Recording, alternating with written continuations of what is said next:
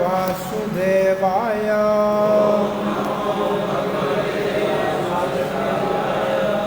ओम नमो भगवते वासुदेवाय। कृष्णाय वासुदेवाय देवकी नंदनाय च नंदगोपकुमाराय गोविंदाय नमः।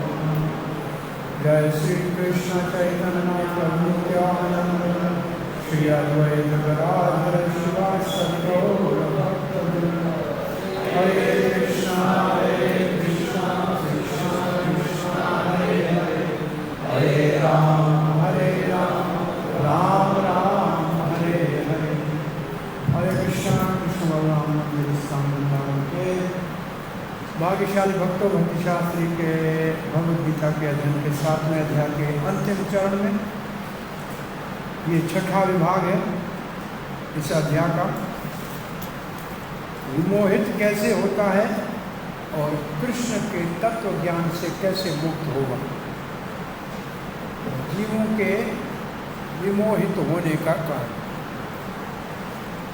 तो ये श्लोक नंबर 27 को इच्छा द्वेष समत्थेन द्वंद्व मोहेन भारत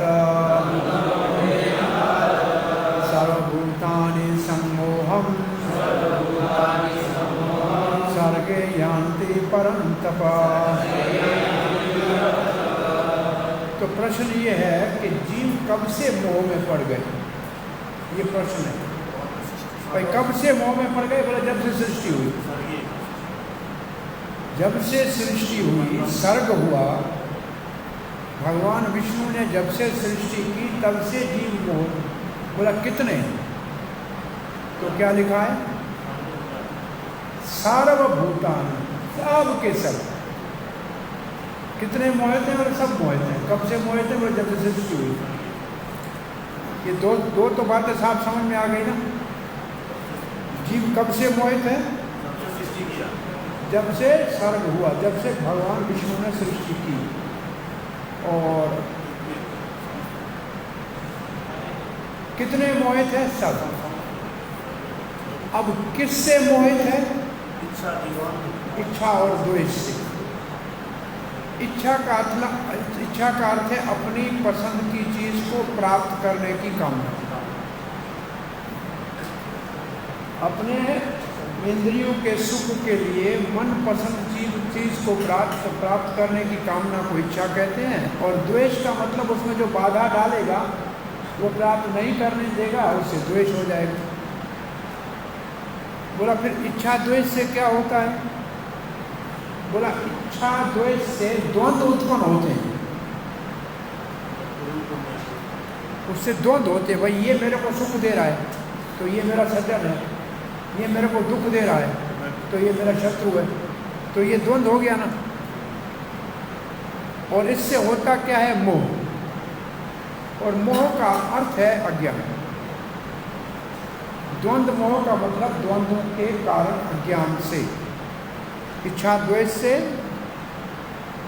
मोह, द्वंद्व उत्पन्न होते हैं, द्वंद्व से मोह होता है और जिससे सब विभ्रम।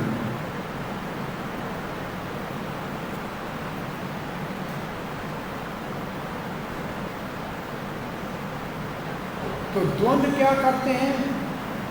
पूर्ण रूप से अज्ञान में डाल देते, पूर्ण रूप से अज्ञान में डाल देते हैं। और द्वंद्व क्या है? ये मेरे को सम्मान कर रहा है, ये मेरा अपमान कर रहा है, ये मेरा मित्र है, ये शत्रु है, ये द्वंद्व।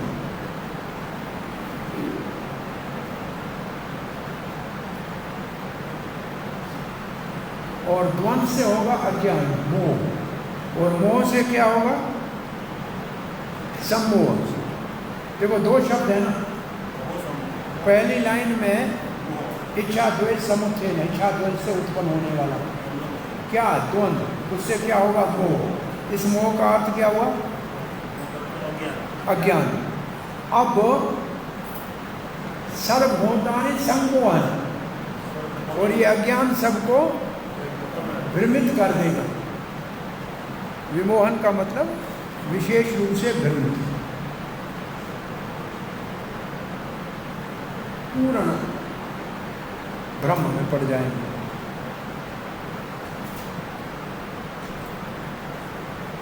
एक श्लोक भक्ति रसामृत सिंधु में आपने पढ़ा था, पता नहीं पढ़ा होगा जरूर, महाराज पढ़ाते हैं।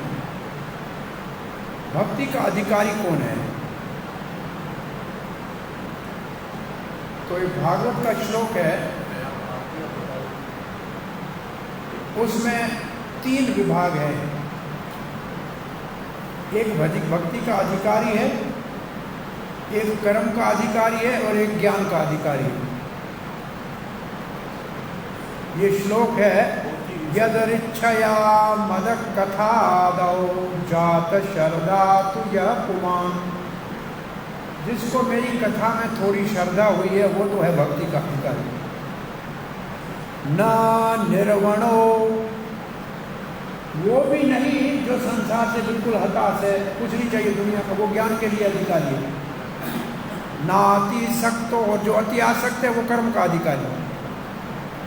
जो अति आसक्त है वो कर्म का अधिकारी, जो अति अनासक्त है वो ज्ञान का अधिकारी। परंतु जिसको भगवान की कथा में रुचि है, न अति आसक्त है और न अति विरक्त है, वो भक्ति का अधिकारी है।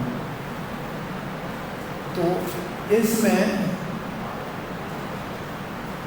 भाग्य से कोई, भाग्य की परिभाषा क्या थी वह कभी याद है किसको? भाग्य की परिभाषा क्या है? हाँ जी, भाग्य की, हाँ, सौभाग्य से, सौभाग्य की परिभाषा क्या है? जब भी कहीं ऐसा श्लोक हो जिसमें भाग्यवश, इसका अर्थ है भगवान के भक्त के संग से। भाग्यवश का अर्थ है भगवान के भक्त के संग से। हमारा भाग्य भगवान का भक्त का संग करता है। अब श्रील प्रभुपाद जी के तात्पर्य में प्रभुपाद जी लिखते हैं, जीव का स्वरूप नित्य भगवान का, भगवान के अधीन है, या अधीन लिखा है। जीव का स्वरूप है भगवान के अधीन है। और उसके बाद एक शब्द लिखा है, वो क्या लिखा है? शुद्ध ज्ञान। इसका मतलब ये है शुद्ध ज्ञान। शुद्ध ज्ञान जीव का क्या है कि मैं भगवान का अधीन हूं, भगवान का सेवक हूं। अब मोह के कारण जब शुद्ध ज्ञान, देखो ये परिभाषा किसकी, लाइन पढ़ के बताओ ये क्या है, इसका अर्थ क्या होगा?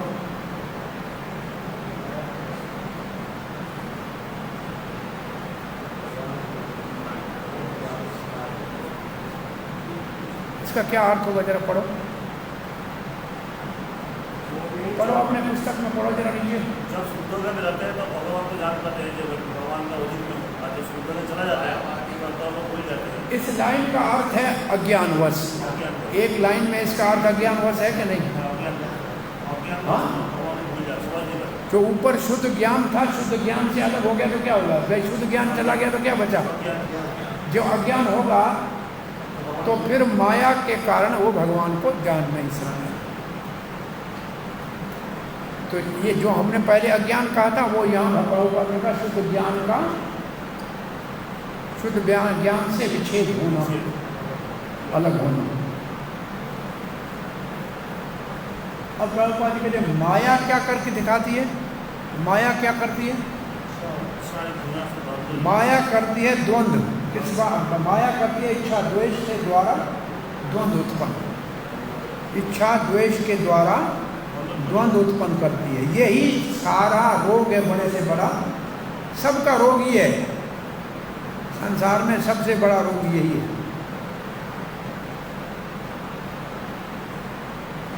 अब प्रभुपाद जी एक तात्पर्य में, अब लाइन जो लिख रहे हैं, ये लिख रहे हैं ज्ञानी अपने आप को ज्ञानी मानते हैं, परंतु वास्तव में अज्ञान के कारण वो भगवान से मिलकर एक होना चाहते हैं। इसका अर्थ है भगवान से ईर्ष्या करते हैं। तो ये किसके लिए है? ये तथाकथित ज्ञानी के लिए है। अज्ञानी किस चीज का अज्ञान है इसको?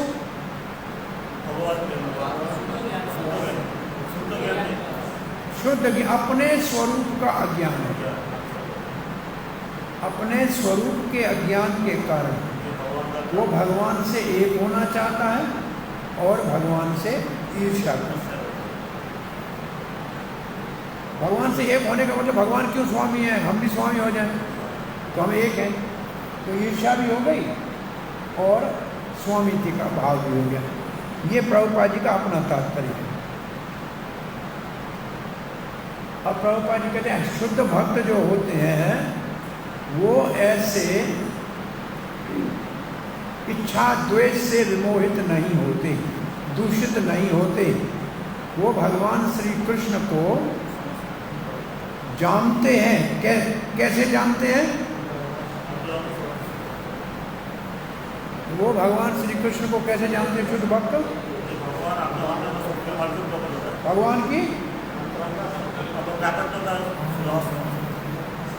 अंतरंगा शक्ति के द्वारा।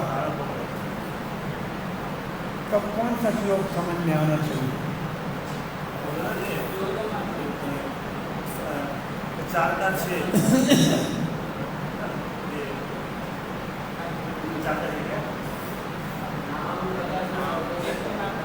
हाँ जी,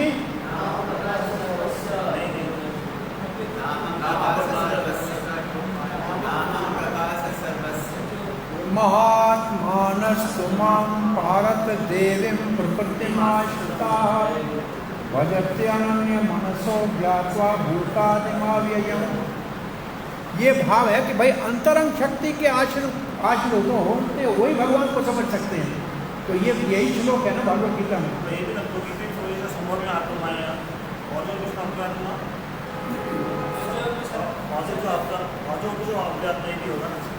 जो भूतान ये नहीं, यहाँ है वो तो भगवान के प्रकट्य के लिए। यहाँ लिखा है शुद्ध भक्त जो माया के कलमश से जो इच्छा द्वेष से मोहित नहीं होता, लिखा है ना, भ्रमित नहीं होता। वो भगवान श्री कृष्ण को समझ सकता है। आप ठीक कहे। अब एक और बात, अब ये बहुत स्पष्ट बात अब साफ हो रही है। वो समझ सकता है कि भगवान श्री कृष्ण का प्रकट्य अपनी योग माया से। ठीक है, ठीक है, ये सही है। तो वो श्लोक सही है आपने जो कहा। अजो किशन नव आत्मा भूतान किशन प्रकृति अवस्थाएं संभवामी आत्मा। मैं इसको ऐसे समझ रहा था कि भगवान को कृष्ण को शुद्ध भक्त जान सकता है क्योंकि भगवान की अंतरंग शक्ति की कृपा से। परंतु यहाँ अपीयर शब्द जो है इसका मतलब भगवान प्रकट होते हैं। तो ये प्रभुपाद जी क्या कहना चाह रहे हैं कि ये मायावादियों के विपरीत है। मायावादी समझते हैं भगवान माया से प्रकट होते हैं, परंतु भगवान योग माया से प्रकट होते हैं। परंतु जो द्वंद्व से विमोहित हैं वो अज्ञानी सोचते हैं कि भगवान को भौतिक प्रकृति ने पैदा किया है। ये उनका दुर्भाग्य है। अब स्पष्ट हो गया। तो शुद्ध भक्त क्या समझते हैं कि भगवान का अवतार उनकी अंतरंग शक्ति के द्वारा होता है, और मूर्ख समझते हैं कि भगवान का अवतार बाह्यरंग शक्ति के द्वारा। ये बात साफ की गई। बोला ऐसे जो द्वंद्व से मोहित हैं, जो ऐसे समझते हैं, उनकी पहचान क्या है? उनको पहचानोगे कैसे? आपसे कहा जाए कि पहचान लो, ये लोग बैठे हैं, इनमें से माया से मोहित कौन है, द्वंद्व में कौन है? तो क्या लिखा है, पढ़िए। मान अपमान, सुख दुख, स्त्री पुरुष, अच्छा बुरा, ये मेरा घर है, ये मेरी पत्नी है, ये मेरा पति है। अब बताइए कि आपका क्या विचार है, आप कहाँ खड़े होते हैं इसमें? हाँ, है कि नहीं है?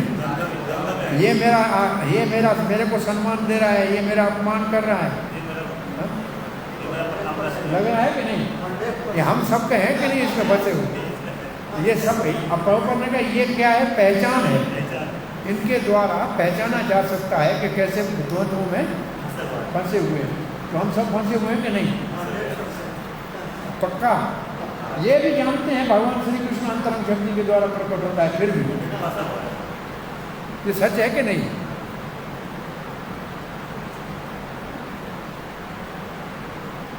ये है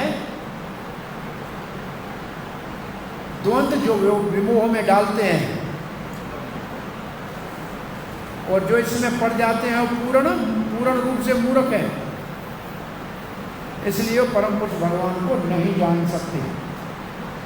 क्या विचार है? अब हमारी स्थिति तो ये है कि हम भी इसमें फंसे हुए, कैसे निकले?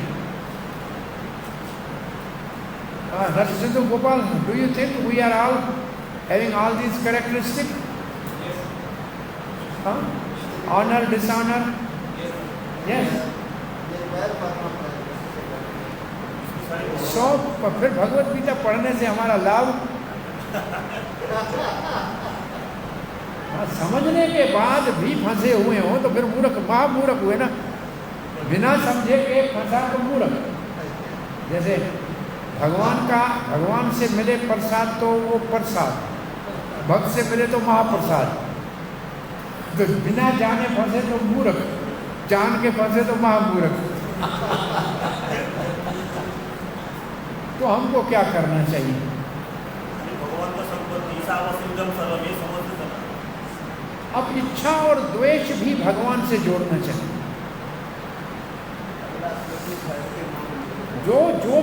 जो भी काम, क्रोध, लोभ, मोह, मद, मत्सर जितने भी हैं, ये सब भगवान की सेवा में लग सकते हैं। ये इच्छा और द्वेष भी भगवान की सेवा में लगा सकते हैं। इच्छा करें कि भगवान की सेवा कैसे अच्छी करें, द्वेष उन लोगों से करें जो भगवान के अभक्त हैं, तो कोई अपराध नहीं। अपने लिए नहीं करो। भगवान इंद्रियों में इच्छा देश को व्यवस्थित किया है, तो इच्छा तो नहीं जाएगी और द्वेष भी नहीं जाएगा, पर लगाना कहाँ है ये सीखना है हमको। एक व्यक्ति था, दो देशों के सैनिक आपस में लड़ रहे थे। वो तो आमने सामने वाली लड़ाई थी। तो एक देश के सैनिक ने दूसरों को गिरा दिया, उसकी छाती के ऊपर बैठ गया और छुरा उसकी छाती में भोंकने वाला था। तो जो मरने वाला था उसने उसके मुंह में थूका, तो मर तो रहा था और क्या करे, तो वो उतर गया, उसको छोड़ दिया, छुरा फेंक दिया। उसको आश्चर्य हुआ, तो मार सकते थे, मारा क्यों नहीं? बोला मैं तुम्हें मारने वाला था मेरे देश के लिए, वो मेरा धर्म था। क्योंकि युद्ध हो रहा था, परंतु जब तुमने मेरे मुंह में थूका तो मुझे तुम्हारे ऊपर व्यक्तिगत क्रोध आया कि तुमने मेरा अपमान किया है। उस वक्त मैं छुरा मार देता तो ये कर्म मेरे गले पड़ता। बहुत बड़ी बात है। अब आओ फिर दोबारा लड़ते हैं, लड़ाई खत्म नहीं हुई, परंतु अपने लिए नहीं द्वेष करना, अपने लिए इच्छा नहीं करनी, भगवान के लिए, भगवान के भक्तों के लिए करनी। ये इच्छा हो कि हम अधिक पुस्तक वितरण करें, कोई खराबी नहीं, सम्मान के लिए अपना व्यक्तिगत से बचे। तो ये बहुत बड़ा साधन की जरूरत है इसमें, और बहुत समय लगता है असल में, कम से कम 30-40 साल तो लगते हैं साधन करते करते इस अवस्था में पहुंचने के लिए। कि फिर मान अपमान बराबर लगता है, क्या फर्क पड़ता है, मेरा तेरा, लेकिन बहुत मुश्किल है, बहुत मुश्किल। अब ये बहुत महत्वपूर्ण श्लोक है, ये है असल में। तो फिर अब पहला प्रश्न क्या पूछा गया था, कब से कब मुझे मोह में, कितने मोह में है, सब मोह में, कब से। अब ये प्रश्न भाई मोह से छूटने का कोई रास्ता है? अब ये प्रश्न है, कौन सा प्रश्न है? कि सब मोह में फंसे हुए हैं, द्वंद्व में फंसे हुए हैं, इच्छा द्वेष के कारण अज्ञान में है, इनसे छूटने का कोई रास्ता है? तो भगवान कहता है 28वां श्लोक है छूटने का रास्ता। ये शाम त्वांतगतम पापम जनानां पुण्य कर्मणां ते द्वंद्व मोह निर्मुक्ता भजन्ते माम दृढ़व्रता।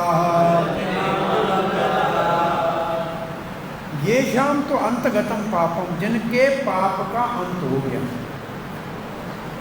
जना नाम का मतलब जिन भाग्यशाली हो,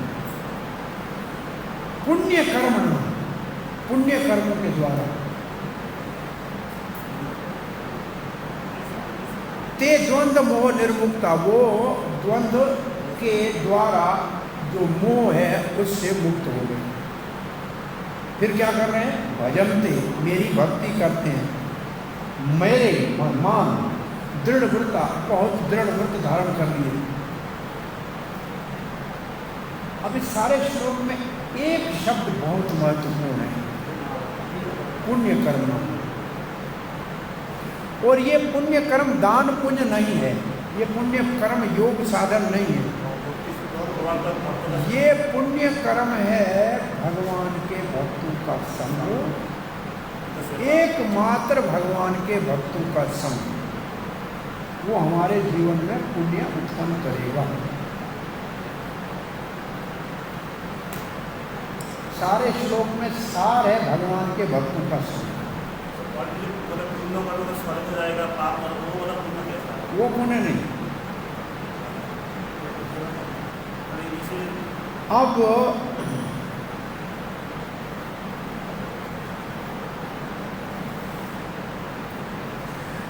बलदेव विद्याभूषण का लिखा है पुण्य कर्म का मतलब महापुरुषों का संग, उनकी कृपा।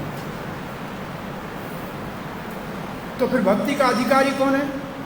तो ये श्लोक भक्ति के अधिकारी कौन है उसका वर्णन कर रहा है। कौन मोह से छूट सकता है? जो पुण्य कर्म है, जिसके द्वारा पाप नाश हो गए। इसका मतलब कम से कम वो तमोगुण से ऊपर सतोगुण में आ गया है, क्योंकि मोह कहाँ होता है, इच्छा द्वेष कहाँ होता है? रजोगुण में, तमोगुण में। तो इसके कारण क्या है? मोह कम हो जाएगा। सतोगुण में आएगा तो ज्ञान आएगा, तो मोह कम हो जाएगा, अज्ञान कम हो जाएगा, तो फिर संसार में आसक्ति कम होगी। और फिर भक्तों का संग मिल गया तो आगे बढ़ जाएगा, तो द्वंद्व मोह में निर्मुक्त हो जाएगा और मेरा दृढ़ता से सेवा करेगा।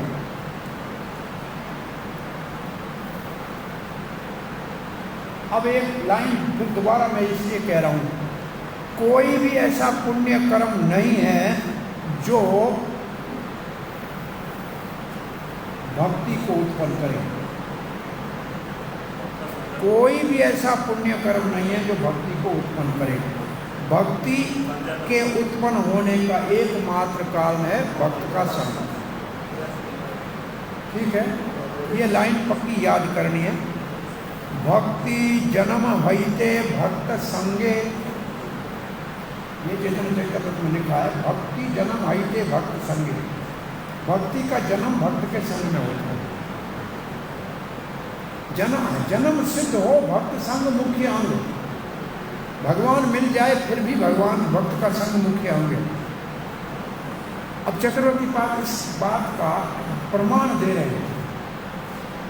किस बात का प्रमाण दे रहे हैं? और कोई पुण्य भक्ति नहीं दे सकता, इस बात का प्रमाण दे रहे हैं भागवत का एक श्लोक। यम न योगे न सांख्ये न दान व्रत तपो अध्रुवै व्याख्या स्वाध्याय संन्यासै प्रापुण्यादय यतन्वानपि। यम न, वो कभी भी नहीं, योग से नहीं, सांख्या से नहीं, दान से नहीं, व्रत से नहीं, तप से नहीं, यज्ञ से नहीं, अध्रुव यज्ञ से नहीं, व्याख्या स्वाध्याय शास्त्र अध्ययन करने से नहीं, संन्यास लेने से नहीं, प्रापुण्याद यत्तन्वान, कितना भी यत्न करे नहीं प्राप्त होगी भक्ति। ये सब भक्ति को प्राप्त करने के साधन नहीं है। 11, 12, 9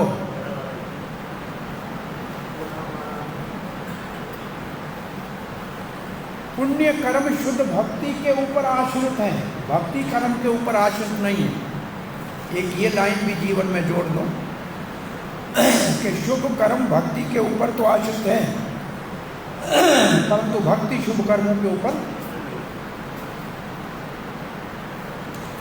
और बलदेव विद्याभूषण ऐसे प्रश्न उठाते हैं, ऐसे लगता है कि सृष्टि से सभी मोह में है तो छूटने का तो कोई प्रश्न ही नहीं उठता है, तो होगा क्या?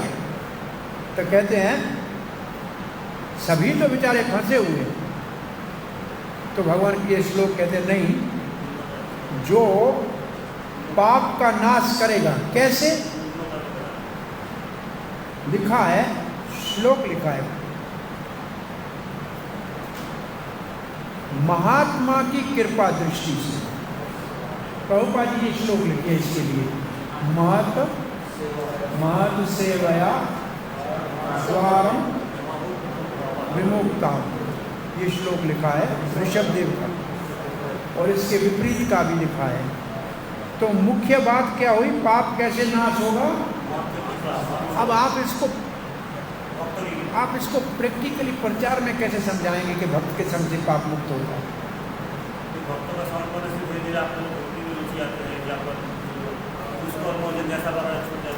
हाँ, प्रैक्टिकल ये है, देखो नशा छूट गया, मांसाहार छूट गया, जो पाप के कर्म थे वो छूट गए कि नहीं हुए। भक्तों के संग आने से ये 4 पाप कर्म जो है ये छूट गए कि नहीं हुए। तो ये प्रैक्टिकल है ना, कि भक्तों के संग से कितने लोगों के ये पाप कर्म छूट गए। ये तो प्रमाण है ना इस बात का। अपने आप तो नशा छोड़ने के लिए अस्पताल में दाखिल होते हैं, फिर भी नहीं छूटता है। अच्छा, अब एक दूसरा प्रश्न पूछ रहा हूँ इसके ऊपर, भक्तों के संग से पाप छूट जाता है क्यों?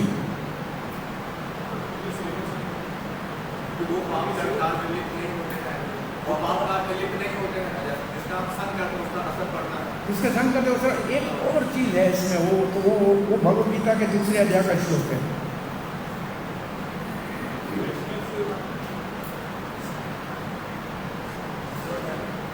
कोई तुच्छ चीज को छोड़ने के लिए कोई उत्तम चीज हाथ में आनी चाहिए ना।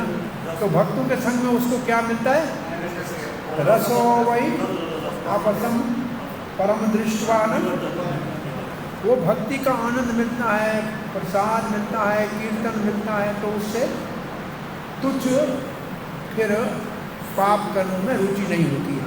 ये इसका प्रैक्टिकल आपको कहीं बताना है तो ऐसे समझा सकते हैं, ठीक है।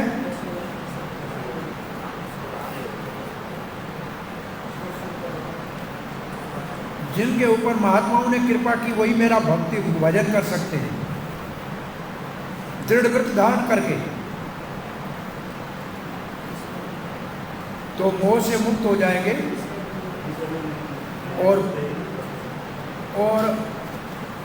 शुद्ध ज्ञान प्राप्त करके मेरी पूरी भक्ति करेंगे। बोला भक्त के जीवन में, और सारी महात्मा के लिए क्या लिखा है, ये श्लोक नहीं है हमारे प्रभुपाद जी के तात्पर्य, ये श्लोक नहीं है परंतु इसका अनुवाद है। ये श्लोक है भागवत का 11:2-28। 11:2-28 में कहा है, विष्णु भूतानि भूतानां पावनानि चरन्ति। भगवान के भक्त संसार को पवित्र करने के लिए भ्रमण करते रहते हैं। तो भक्त घूमते हैं लोगों के जीवन में पुण्य उदय करने के लिए। श्लोक क्या है, विष्णु भूतानि, जो भगवान विष्णु के भक्त है, भूतानां पावनानि, जब सब प्राणियों को पवित्र करने के लिए चरन्ति, घूमते रहते हैं,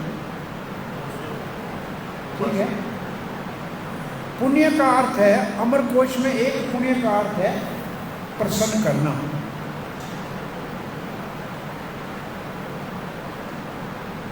अब श्रील प्रभुपाद जी लिखते हैं, जो आध्यात्मिक स्तर में उन्नत हो सकते हैं उनका वर्णन इस श्लोक में किया गया है। इस श्लोक में किसका वर्णन किया गया है? जो आध्यात्मिक स्तर पे उन्नत होना चाहते हैं, जो पापी हैं। अब ये प्रभुपाद ने 4 शब्द लिखे हैं। ये कहाँ से 4 शब्द? 4 शब्द ही क्यों लिखे प्रभुपाद ने? कहाँ से आ गए? इसी अध्याय से आए हैं।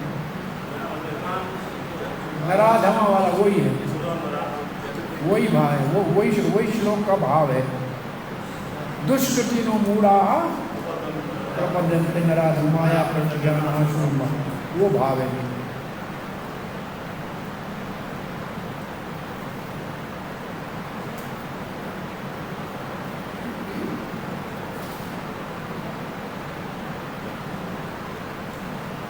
और फिर लिखा है, वो जो धर्म के नियमों का पालन करते हैं, जीवन को पुण्य बनाते हैं, पाप से मुक्त होते हैं और भक्ति को स्वीकार करते हैं, वो आस्ते आस्ते शुद्ध भगवत तत्व के शुद्ध ज्ञान को प्राप्त कर सकते हैं और फिर समाधि में भगवान का ध्यान लगा सकते हैं। ये है आध्यात्मिक स्तर पे स्थित होने की विधि। और प्रभुपाद कहते हैं ये सब कृष्ण भावना से, भक्तों के संग से और विशेष रूप से महात्माओं के संग से मोह से मुक्त हो जाए। और इसलिए भागवत में लिखा है, मत सेवाम द्वारम आहुर विमुक्ति है। महात्माओं की सेवा। अच्छा, महात्माओं की सेवा कैसे होती है?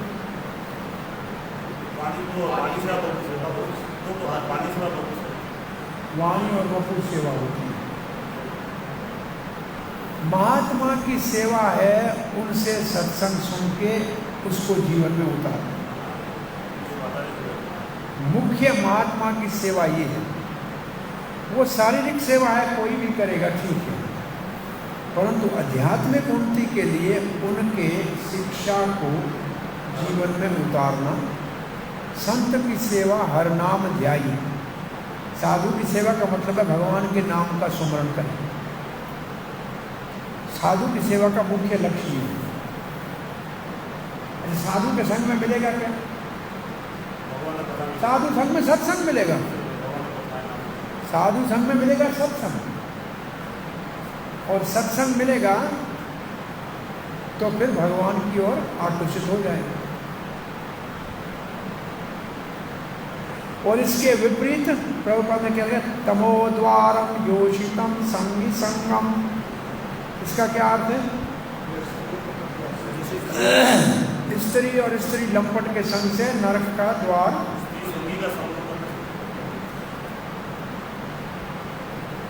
अब ये जो लाइन लिखी है, ये है उस श्लोक का अर्थ जो आपको बताया था 11 का। भगवान के भक्त पृथ्वी के ऊपर बद्ध जीवों को मुक्त करने के लिए आंदोलन करते हैं। ये उस श्लोक का भाव है, ठीक है ना? विष्णु भूतानि पुण्यात्म श्लोक का उसका अर्थ।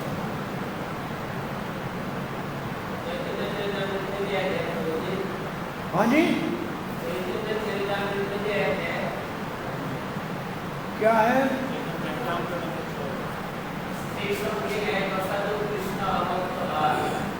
हाँ, वो श्लोक है जिसमें भक्तों का संग करना चाहिए। अभक्त कौन है, ये पूछा गया, अभक्त कौन है? तो उसका उत्तर है, अभक्त कौन है? स्त्री संगी। अभक्त, एक अभक्त, एक स्त्री संगी, और दूसरा कृष्ण भक्त। आत्म भक्त भगवान के अलग है। अभक्त जो है वो एक तो अभक्त है, कृष्ण बेमुख है, दूसरा स्त्री संगी है, और स्त्री संग का संग करने वालों का संगी है, बराबर। अब प्रभुपाद जी एक कटाक्ष लिख रहे हैं। क्या लिख रहे हैं? जो निर्विशेषवादी हैं वो अपने स्वरूप को कि हम भगवान के अधीन हैं भुला देते हैं। ये सबसे बड़ा भगवान के नियम का उल्लंघन है। हाँ, अवैध है, उल्लंघन है। फिर प्रभुपाद जी, जब तक हम वापस अपने स्वरूप में पुनः स्थित नहीं होंगे तब तक परम पुरुष भगवान को जानना और उनकी दिव्य प्रेममयी सेवा करना दृढ़ता के साथ संभव नहीं है। ठीक है, हो गया पूरा। तो इस श्लोक में मुख्य हमने क्या पढ़ा? भक्तों के संग से पुण्य का अर्जन होता है, पाप का नाश होता है। और पुण्य किसको कहते हैं? अगर दोबारा कहेंगे भक्तों का संग भी कहते हैं तो कोई प्रमाण और चाहिए। तो श्रवताम स्वकथा कृष्ण पुण्य श्रवण कीर्तन। तो भाई कथा कौन सुनाएगा? भक्त सुनाएगा, तो पुण्य उधर हो जाएगा। तो पुण्य को प्रमाणित करने के लिए ये श्लोक भी दे सकते हैं। ठीक है, अब आते हैं 29वें श्लोक में। जरा मरण मोक्षाय माम आश्रित यतन्ति ये ते ब्रह्म तद्विदो कृत्स्नम् अध्यात्मं कर्म चाखिलम्। जरा मरण मोक्षाय, जो बुढ़ापे से और मृत्यु से मुक्त होना चाहते हैं, माम आश्रित, मेरा शरण लेते हैं, यतन्ति, और यतन करते हैं का मतलब साधन करते हैं। तो क्या वो जानते हैं? ये हमारे जो इस विभाग का जो शीर्ष है, कृष्ण को जानने से मोह से मुक्त होना है, ये है कृष्ण को जानने वाले 2 श्लोक। कृष्ण को जानने का शुभारंभ कैसे हुआ? भक्तों के संग से। अब ये श्लोक एक और दृष्टिकोण से है, उसके ऊपर चर्चा करेंगे। तो जरा मरण मोक्षाय का अर्थ सबको आया। माम आश्रित, मुख्य शब्द है माम आश्रित, मेरे शरण लेते हैं। ते ब्रह्म, वो ब्रह्म को जानते हैं। पहली बात, ते ब्रह्म। तद विदु कृत्स्नम, कृत्स्नम का मतलब पूर्ण। कृत्स्नम का अर्थ है पूरा, वो पूर्ण रूप से ब्रह्म को जानते हैं। दूसरा अध्यात्म को जानते हैं, और तीसरा कर्म को जानते हैं। अखिलम का मतलब पूर्ण रूप से। तो इसमें 3 शब्द हैं, ब्रह्म, अध्यात्म और कर्म। और दूसरे श्लोक में 4 शब्द और आएंगे, और इसी के आधार पे ऊपर 8वां श्लोक शुरू होगा। अर्जुन प्रश्न पूछेगा ये 8 शब्दों को समझने के लिए, क्योंकि ये शब्द पर्यायवाची शब्द हैं, पर्यायवाची शब्द हैं वैदिक साहित्य में, तो इसका अर्थ समझना बहुत जरूरी है। तो अब इसमें एक बात मुख्य ये है, ये मोक्षकामी है। ये भक्त कौन सा है? मोक्षकामी है। पहले हम कितने पढ़ के आए 7वें अध्याय में? भक्त 3 सकाम प्रधानीभूता भक्त, 1 ज्ञान प्रधानी भूता भक्त। कितने हो गए? 4 हो गए ना? 4 तो हो गए। एक तो हमने उन सबसे विलक्षण भक्तों का वर्णन किया था, शुद्ध केवला भक्त। कितने हो गए? 5। और ये है 6ठा, ये है मोक्षकामी। ये मोक्षकामी है। तो ऐसे पूछा जाए कि कितने भक्तों का शुद्ध और प्रधानी भूता, कितने भक्तों का वर्णन है 7वें अध्याय में? 6 प्रकार से। अब दोबारा पढ़ेंगे, लेकिन अब मैं आपको, तो ये है मोक्षकामी भक्त। वो ज्ञानी मोक्षकामी नहीं है, वो ज्ञानी प्रधानी भूता भक्त है।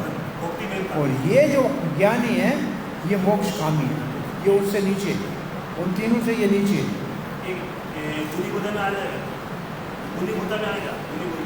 गुणी भूता भी नहीं है, ज्ञानी है, मोक्षकामी है, लेकिन जानता है ब्रह्म आदि को।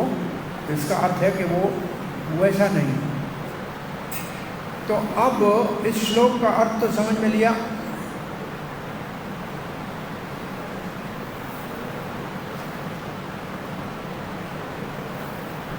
अब सारांश दे रहे हैं कि 3 प्रकार के जो सकाम भक्त हैं वो तो आपकी कृपा होगी तो भक्ति करके आपको पहुंच जाएंगे। देवताओं के भक्त हैं बेचारे, वो तो निष्फल ही होंगे, है सकाम लेकिन वो वापस आ जाएंगे। और तीसरा इस अध्याय में क्या कहा गया, जो निर्विशेष वाले भगवान को मान मायावादी वाले हैं उनका भी वर्णन हो गया 2 श्लोकों में हुआ ना। कौन से श्लोकों में वर्णन हुआ उनका?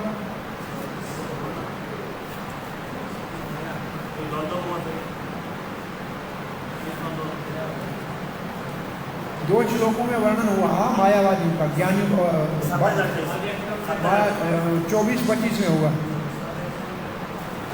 24 और 25। 24 क्या है? हाँ जी, अव्यक्तम व्यक्तम वाला, इसकी बात हो रही है। ठीक है, ये भी हो गया। अब भगवान एक और चौथे प्रकार के सकाम भक्त का वर्णन कर रहे हैं। तो पहले 3 सकाम हो गए, कौन से? कर्म मिश्र, कर्म मिश्र, ज्ञान मिश्र। कर्म मिश्र में 3 थे, आर्तो जिज्ञासु अर्थार्थी, 3 वो हो गए सकाम। चौथा ये सकाम, 3 वो सकाम हो गए, आर्तो जिज्ञासु अर्थार्थी। चौथा ये सकाम है, क्या है? मोक्ष कामी है, कामना तो कर रहा है, तो सकाम हो गया, मोक्ष कामी है। ठीक है, ये जन्म मृत्यु से, ये जरा मरण मोक्ष है मांगता है, ये मोक्ष है, ये मुक्ति मांगता है, मेरा भजन करता है, मेरा शरण लेता है और मेरे ब्रह्म के बारे, ब्रह्म अध्यात्म इसके बारे में सब जानता है।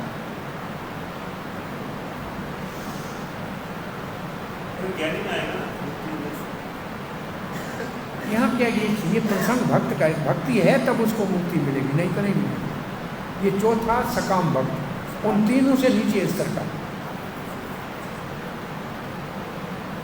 अब एक शब्द में आपको मैं मुश्किल में नहीं डालना चाहता हूँ, क्योंकि दोनों आचार्यों के ब्रह्म की परिभाषा में थोड़ा अंतर है। तो हम प्रभुपाद जी के और बलदेव विद्याभूषण की ब्रह्म की परिभाषा में, वहाँ ब्रह्म का अर्थ है आत्मा, और अधिआत्म, अधि का मतलब नीचे, अधि का मतलब जैसे अध्यक्ष, स्वामी, और आत्मा का मतलब शरीर। तो अध्यात्म का मतलब है आत्मा का स्वभाव, कौन से बद्ध जीव कैसे है। और कर्म की परिभाषा आगे आएगी अपने आप। बलदेव विद्याभूषण कहते हैं 3 प्रकार के भक्तों का वर्णन पहले हुआ, वो सकाम भक्त थे, वही बात दोबारा। वो मेरा शरण लेंगे, मुझे प्राप्त करेंगे। देवताओं के भक्त जन्म मृत्यु पे वापस आएंगे, ये भी ठीक है। अब एक और सकाम भक्त का वर्णन है, ये दोबारा मैं रिपीट कर रहा हूँ ताकि पक्का हो जाए। ये श्लोक में कहा गया है, ये क्या चाहता है? मोक्ष कामी है, ये जरा मरण मोक्षाय चाहता है। अब बलदेव विद्याभूषण कहते हैं वो मेरे विग्रह की पूजा करता है, ये वाला मेरे विग्रह की पूजा करता है, मेरा शरण लेता है और मेरे विग्रह की पूजा करता है, मेरे को आदर देता है और भी मेरे सेवा करता है। तो वो ब्रह्म को जानता है जो जीव है,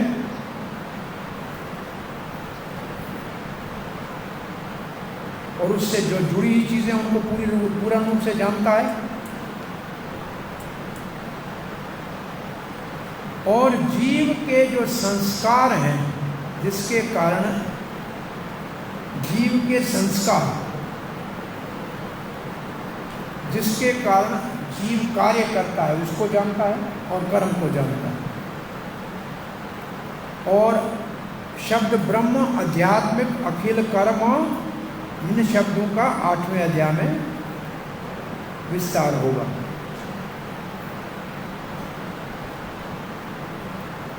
तो मेरी पूजा करके अपने ज्ञान के लक्ष्य को प्राप्त करके मुक्त हो जाएंगे।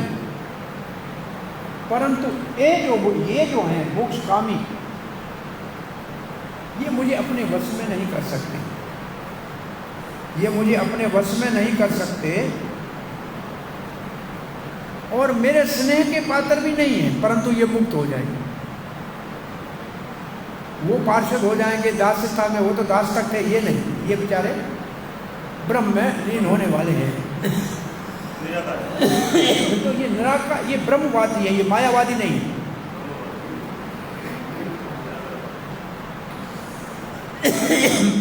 संभव है वैकुंठ तक जाए, लेकिन मेरे को वश में नहीं कर सकते, जैसे शुद्ध भक्त करते हैं। अब प्रभुपाद जी लिखते हैं,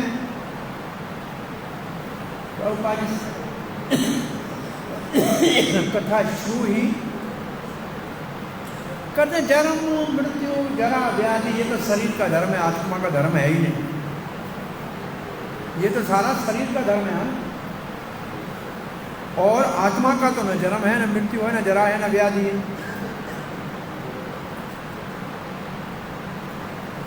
अब प्रभुपाद कहते हैं, जब हम आध्यात्मिक शरीर को धारण कर लेंगे तो भगवान के पार्षद बन जाएंगे और भगवान की नित्य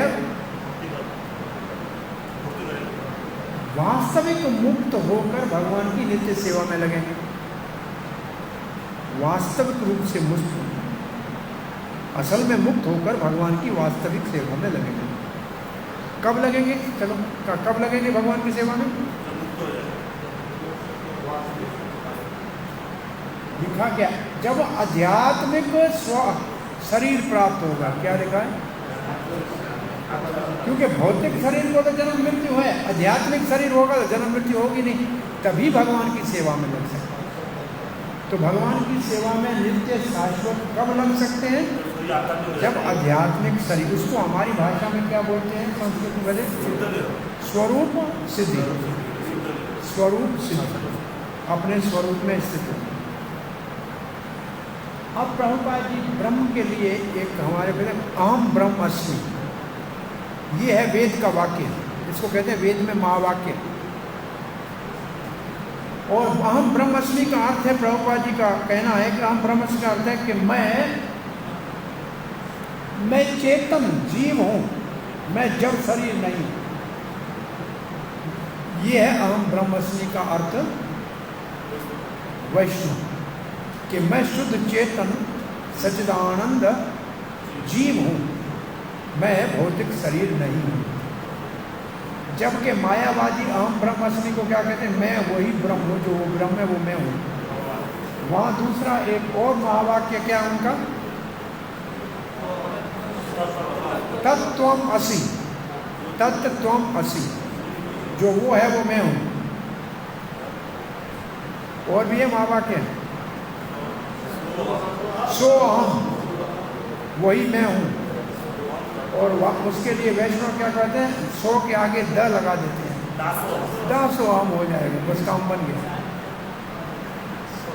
तो सो अहम वाले को बोला तुम भूल गए, उसको बोला खाते क्या हो तो कहेगा दाल चावल, बोला दाल भूल गए, वो डालो तो सुधर जाओगे। दासो अहम, सो अहम नहीं, दासो अहम। अब प्रभुपाद कहते हैं ब्रह्म का विचार वैष्णव में भक्ति में भी है। लिखा है ना, ब्रह्म की विचारधारा भक्ति में भी है, जो इस श्लोक में बताया गया।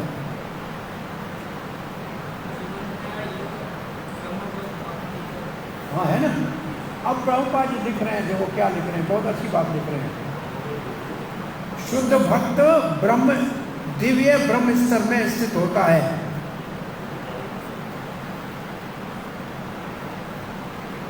ये क्या है? ये है ब्रह्मभूता स्तर। ये क्या है? ब्रह्मभूता स्तर। आगे शुद्ध भक्त लिखा है, क्योंकि ब्रह्म के स्तर पे कैसे जाएंगे? हमको ब्रह्मभूत स्तर पे जाने के लिए साधन क्या है? अविचारेण भक्ति योगेन स ब्रह्मभूयाय कल्प, है ना।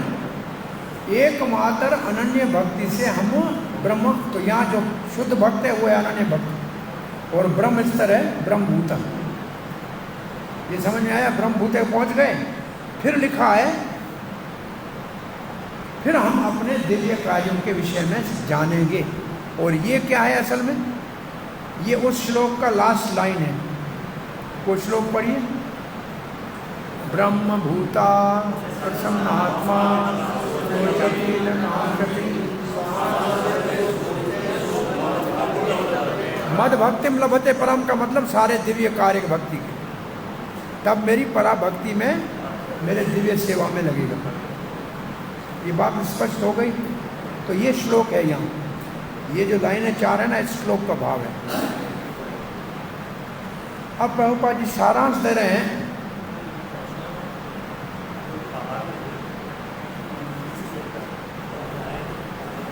अब देखो प्रभुपाद ने यहाँ 4 लिखा है सीधे। ये कौन सा श्लोक लिख दिया? 16वां, चतुर्विधा भजते माम। वो देखो ये चतुर्विधा भजते माम की बात है, लिखा है ना। क्या लिखा है? 4 प्रकार के अशुद्ध भक्त लिखा है, अशुद्ध लिखा है ना। बहुत अच्छा। अब इसके भी क्या लिखा है? इसके आगे क्या लिखा है?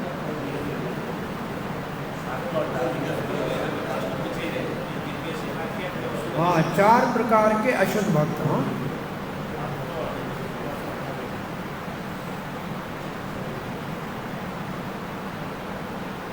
तो वो अपने जो उनका लक्ष्य था, कोई आर्तो था, कोई जिज्ञासु था, उसको वो मिल गया।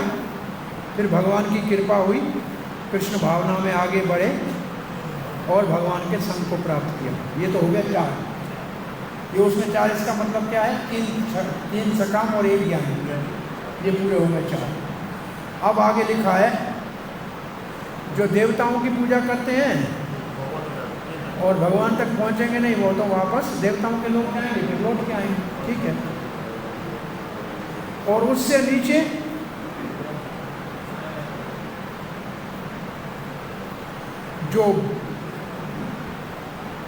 जो कम बुद्धि वाले ब्रह्म साक्षात्कार के मार्ग में चलते हैं, वो भी गोलोक में कृष्ण तक नहीं पहुंच सकते। माम आश्रित वाले जो हैं, उन्हीं को ब्रह्म कहलाने का अधिकार है, क्योंकि वो कृष्ण लोक जाने की इच्छा कर रहे हैं। इनके अंदर कोई भी त्रुटि नहीं है कृष्ण के विषय में, कोई भी कृष्ण के विषय में इनका विचारधारा क्या लिखा है? कोई भ्रांति नहीं है। ठीक है। तो वो वास्तव में ब्रह्म है। जो अर्चा विग्रह की पूजा में लगे हैं, ध्यान में लगे हैं, वो केवल मुक्ति चाहते हैं। वो भी भगवान की कृपा से भगवान को जानेंगे, ब्रह्माधिभूत। ये है असल में इस श्लोक के लिए, ये जो लाइन है ना, ये है वो 5वां वाला। ये मुक्ति कामी है। जो क्या लिखा है देखो, जो मेरे अर्चा विग्रह की पूजा करता है और फिर मेरा ध्यान करता है, वो भी भौतिक बंधन से मुक्त होगा। ये मोक्ष कामी हो गया ना। तो ये टुकड़े के सामने मोक्ष कामी लिखो, तो आपको समझ में आएगा ये है मोक्ष कामी भक्त। ये ब्रह्म अध्यात्म को जानेगा। अब इस अध्याय का पूर्ण आहुति का श्लोक पढ़ते हैं। साधिभूतादिदेवं मां साधियज्ञचये विदुः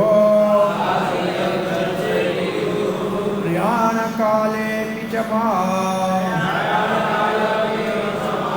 ते विदुर्युक्तचेतसः। अब देखो 4 शब्द और आ गए।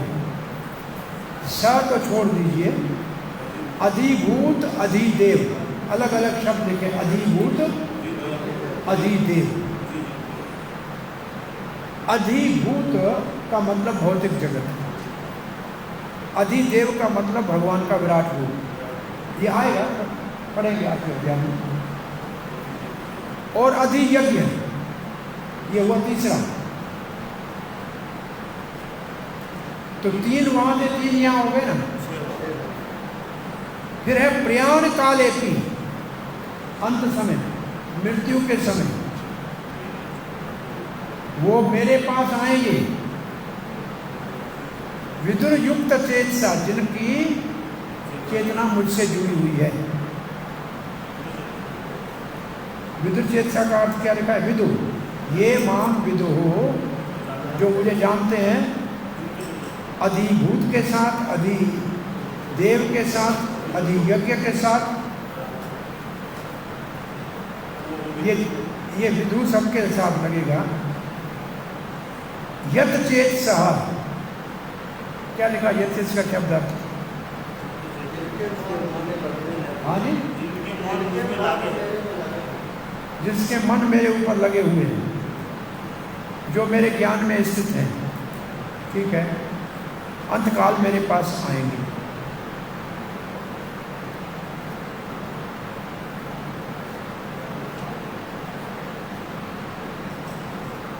जो भक्त इस प्रकार, जो इस ज्ञान को प्राप्त करेंगे, तो यहाँ कौन से ज्ञान की बात हो रही है? ब्रह्म का ज्ञान, अधिभूत का ज्ञान, कर्म का ज्ञान, अधिभूत का ज्ञान, अधिदेव का ज्ञान, अधियज्ञ का ज्ञान, ये 6 तो हो गया ज्ञान। जो इस ज्ञान को अर्जन करने में लगा हुआ है, वो अंत समय उसको याद रहा, मेरी याद आएगी,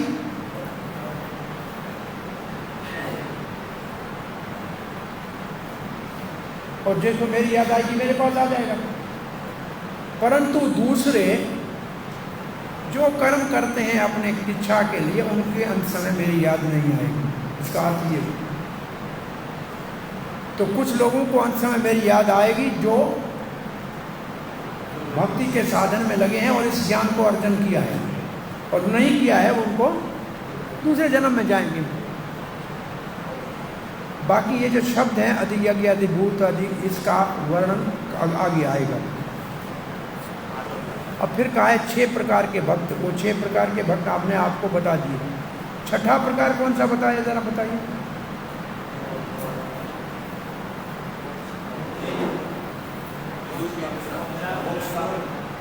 मोक्ष 5वां था।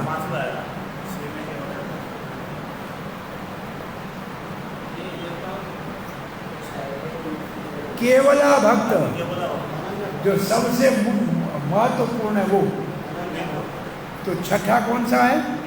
केवला भक्त, अनन्य भक्त, शुद्ध भक्त। तो इस अध्याय में 6 भक्तों का, 6 प्रकार के भक्तों का वर्णन है।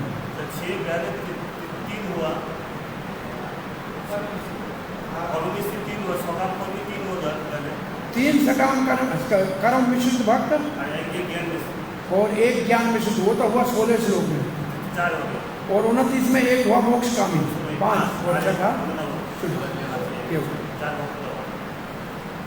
अब श्रील प्रभुपाद जी का तात्पर्य पढ़िए।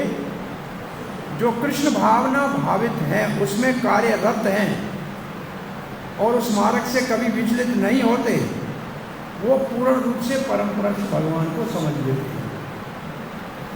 तो पूर्ण रूप से भगवान को समझने के लिए 2 बातें प्रभुपाद ने लिखी। क्या लिखा है? 1 नंबर 1 कृष्ण भावना में लगे हुए हैं, और दूसरा कभी विचलित नहीं होते हैं। तो 2 बातें जिसके पास हैं वो भगवान को जान सकता है। तो कृष्ण भावना भक्ति के कार्य में लगा हो और उससे विचलित न हो।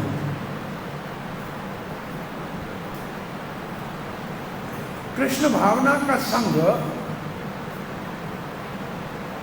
कृष्ण भावना के दिव्य संग में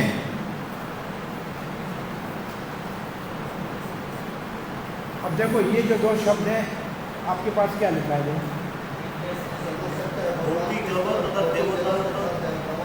ये 2 जो शब्द है ना, पहला शब्द क्या है? भौतिक जगत है ना, ये है अधिभूत, इसको समझो अधिभूत। और दूसरा क्या है? ये अधिदेव। ये क्या वही शब्द है जो प्रभुपाद ने साधारण भाषा में लिखे हैं। जो दिव्य कृष्ण भावना के संग में है, वो भगवान आदिभूत और आदि देव का भी क्या है? गवर्निंग प्रिंसिपल का क्या लिखा है? नियामक,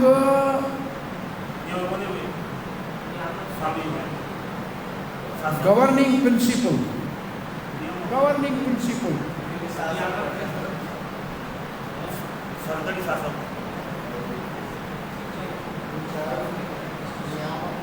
क्या लिखा है नैमिक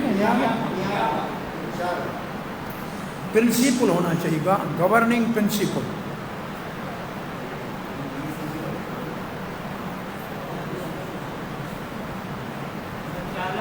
संचालन शासन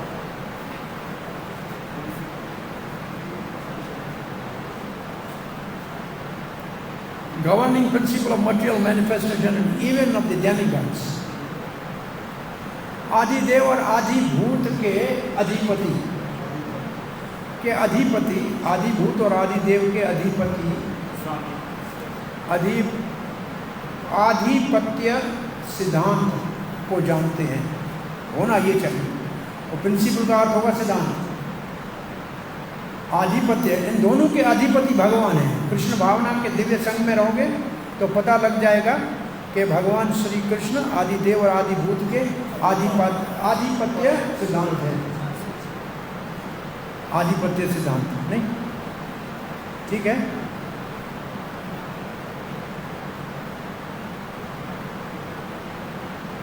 और ऐसे संग में वो आगे बढ़ेगा तो भगवान की विषय में विश्वास बढ़ेगा और अंत समय भगवान श्री कृष्ण को निश्चित रूप से याद करेगा और कभी नहीं भूलेगा।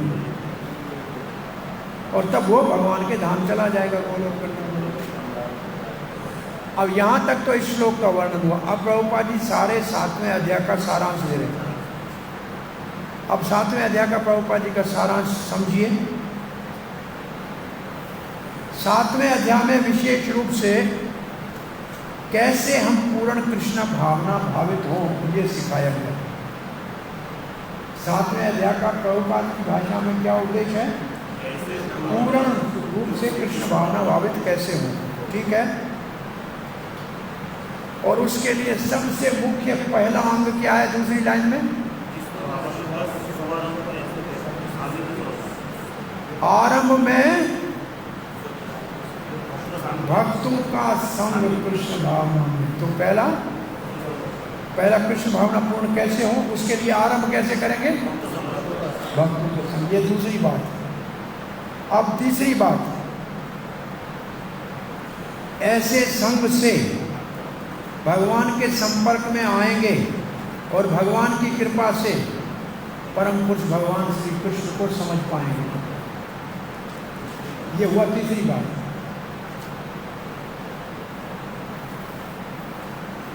और जब भगवान को समझ पाएंगे तो साथ साथ में हम अपने स्वरूप को समझ पाएंगे कि जीव का स्वरूप क्या है। और ये भी समझ पाएंगे कि जीव भगवान को भूलकर माया में फंस जाता है। तो ये सब क्या पूर्ण कृष्ण भावना की जानकारी के अंदर चौथा है। और आगे कृष्ण भावना में उन्नत होंगे अच्छे संग से, अच्छे संग में, कि भगवान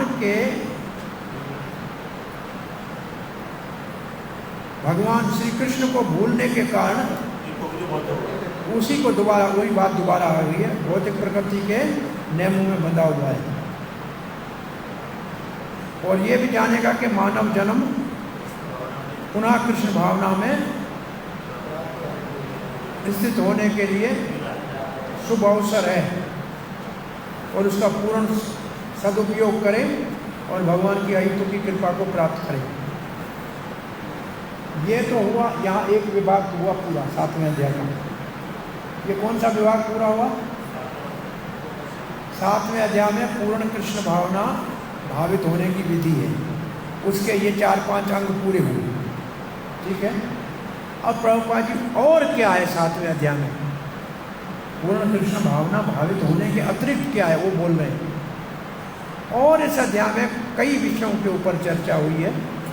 वो 4 उनका वर्णन है। पहले चतुर्विधा भजते मां, है ना,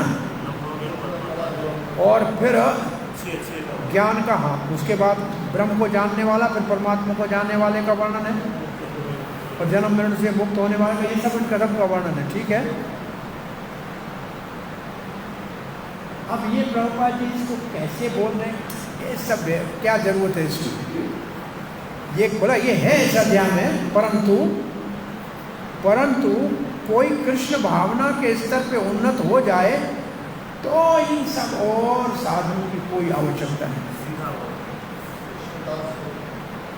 वो सीधा ही कृष्ण भावना के कार्यों में लग सकता है और अपने स्वरूप में स्थित होकर नित्य भगवान का सेवक, श्री कृष्ण का सेवक बन सकता है। तो और चीजें हैं लेकिन उसका इतना महत्व नहीं है। कृष्ण भावना भावित है तो उसको कोई महत्व नहीं। और जब इस स्थिति में आएगा तो वो भगवान के श्रवण कीर्तन में रुचि रखेगा और भगवान की शुद्ध भक्ति करेगा। वो समझेगा, उसको विश्वास हो जाएगा कृष्ण भक्ति से। ये देखो, ये चैतन्य चरितामृत के एक श्लोक की एक लाइन है। कौन सा श्लोक है? श्रद्धा शब्दे विश्वास कहे स्वदृढ़ निश्चय कृष्ण भक्ति कैले सब। ये उसी का तात्पर्य है, लग रहा है ना। अब प्रभुपाद जो एक दृढ़व्रता शब्द आया था जिस श्लोक में, उसको लिख रहे हैं। दृढ़व्रता शब्द किसमें आया था? अंतगतम पापम जनानाम पुण्य। उसमें अब कहते हैं दृढ़व्रता क्या है? ये जो दृढ़व्रत ये है श्रद्धा। तो आज समझो कि एक आप छोटा सा 2 लाइन का डेफिनेशन लिखना, परिभाषा। दृढ़व्रता की परिभाषा प्रभुपाद जी क्या लिखते हैं, और उसकी परिभाषा है श्रद्धा शब्दे विश्वास का सुदृढ़ निश्चय। ये इसका भाव ये।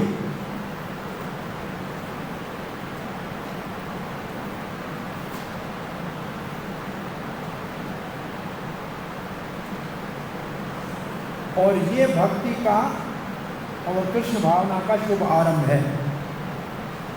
ये सारे शास्त्रों का सार है।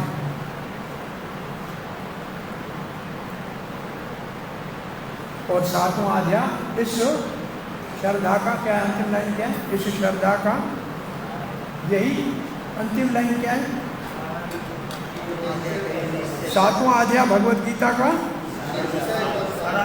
इसी निश्चय का सारांश है। यहाँ हमारा 7वां अध्याय पूर्णाहुति पे पहुँचता है। बोलिए, आपका कोई प्रश्न जिज्ञासा है?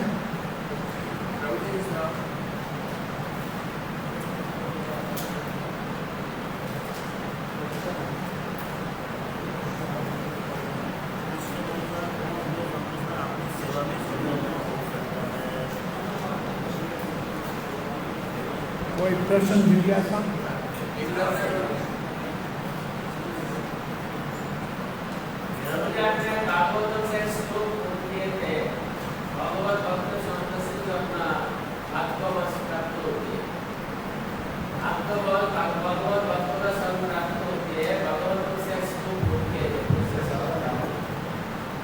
क्या बोला?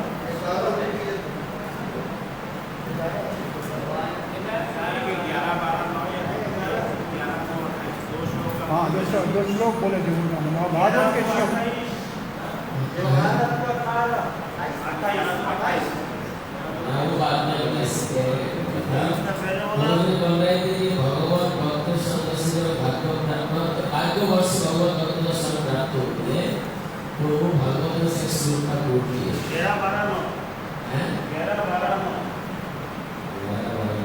नहीं क्या क्या ये वो शायद प्रश्न क्वेश्चन बैंक से पूछ रहा है। क्या पूछ रहा है?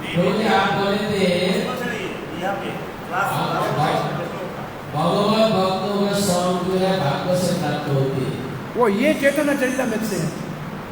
भक्ति जन्म हईते भक्त संगी।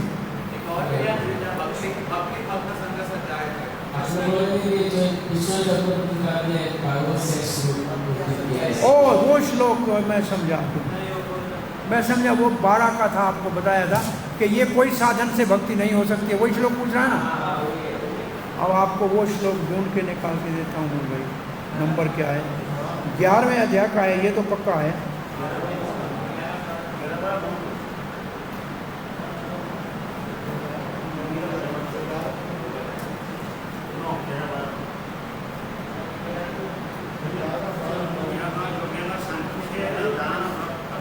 कौन सा है?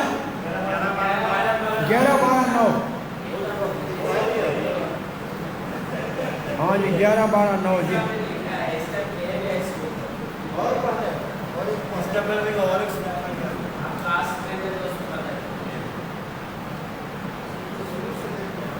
क्या बोला मैं समझा नहीं। जैसे ये श्लोक बोलने का पहले और भागवत का श्लोक कोट कीजिए, कौन सा श्लोक इसी में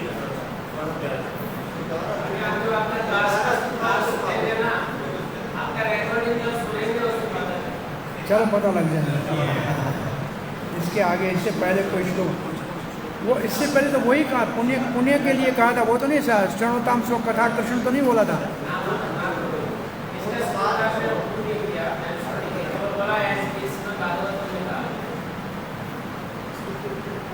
कोई बात नहीं, 8वां अध्याय हम शुरू करेंगे शुक्रवार को। 8वें अध्याय के 2 श्लोक आज शुभारंभ करते हैं, पढ़ लीजिए 2 श्लोक। अर्जुन वाच किम तद ब्रह्म किमध्यात्मं किम कर्म पुरुषोत्तम अधिभूतं च किम प्रोक्तम अधिदेवं किमुच्यते अधियज्ञ कथं कोऽत्र देयस्मिन् मधुसूदन ज्ञानकाले च कथं योऽसि नियतात्मभिः। किम तद ब्रह्म, वो ब्रह्म क्या है। किम अध्यात्मम, अध्यात्म क्या है। किम कर्म, कर्म क्या है। पुरुषोत्तम, ये भगवान को संबोधन है कि आप ही इनका उत्तर दे सकते हो। वैसे तो वेदों में वर्णन है इन सब नामों का, मैं जानता हूँ, परंतु आप हैं पुरुषोत्तम।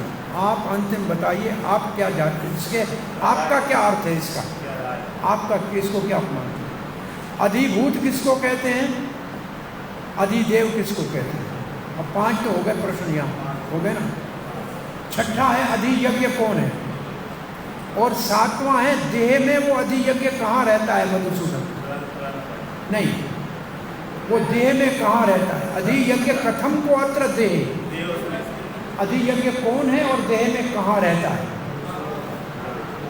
अब मधुसूदन करके दोबारा संबोधन कर रहे हैं कि ये मेरा संदेह है, आपने मधु राक्षस को मारा था, मेरा संदेह समाप्त करो। अब अंतिम प्रश्न पूछ रहे हैं 8वां। प्रयाण काले च कथम, अंत समय कैसे कोई ज्ञोसी नियत आत्म भी, जिसने बहुत बड़ा साधन किया है। नियत का मतलब साधन किया है, नियत आत्म भी आपके ऊपर कैसे वो मन को केंद्रित करेगा अंत समय। अब 8वें अध्याय में जो अंतिम प्रश्न है उसके ऊपर है सारा अध्याय।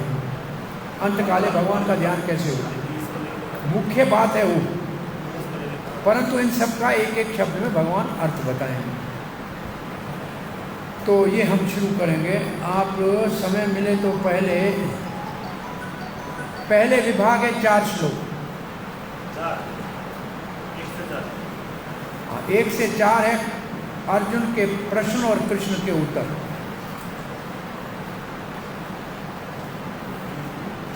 अर्जुन के प्रश्न और कृष्ण के उत्तर, ये पहला विभाग है।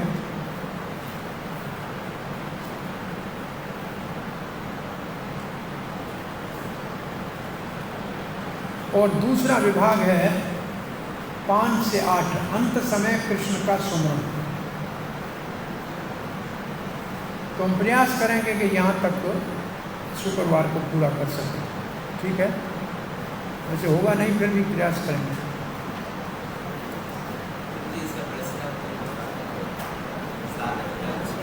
क्या है और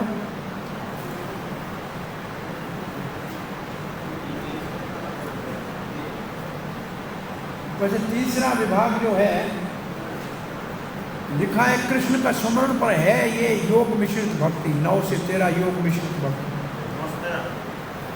हाँ, कृष्ण का स्मरण पर ये योग मिश्रित भक्ति है।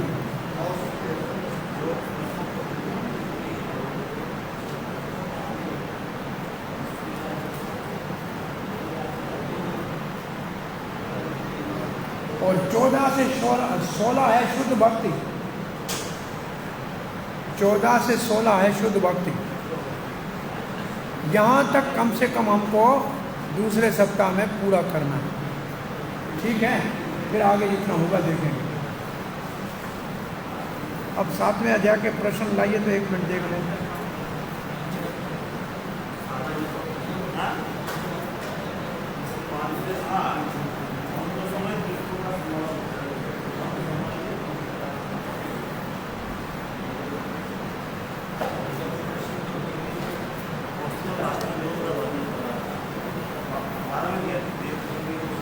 हाँ जी, चलो जी, हरे कृष्ण।